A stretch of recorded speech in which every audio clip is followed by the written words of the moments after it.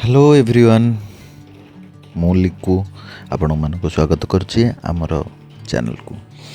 आज मु तैयारी करछि खीरी आसंतु देखिबा तो काहे तैयारी होछि सेटा आपन को किछि समय पर जणा पड़ जिवो।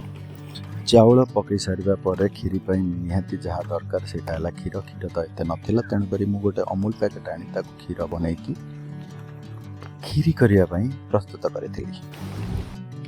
खीरी हे जाइथिला रेडी खीरी रेडी होता दिन 4टा बेल रेडी करते एपटे रेडी होती लिपि कहीं लिपि रेडी होती कारण तांकर जन्मदिन दिन बेले आम कुआड़े जाइन तेणुक बो कहला जे विरजा मंदिर संध्या जाए दर्शन कर 5:30 रेडी हवा को चेष्टा करते किंतु बाजीगला दिन राति 7टा तो जहा हो बाहर घूरिकी आम बाहर थी विरजा मंदिर।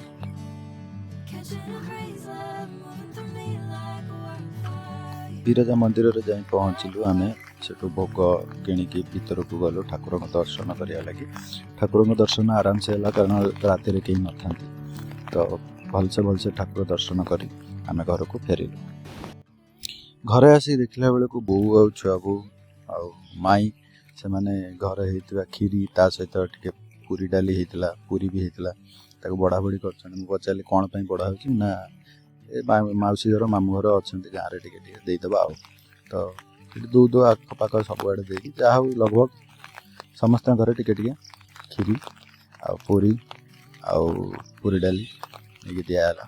बो आ छुआ बो निजे नहीं देले बो छुआ बो नहीं गले मामू घर मौसी घर दबा खाइबा तो घरे थिला माँ खाई नथिला तो लिखी जाइए माँ को बाड़ी की खाया को दे आइलु।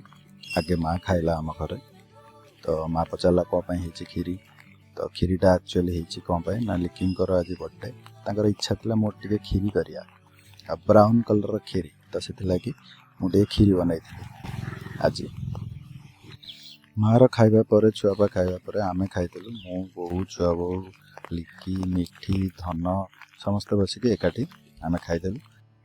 रोचे नमस्कार आपन केम लगला वीडियो निश्चित जानबे। Bye bye.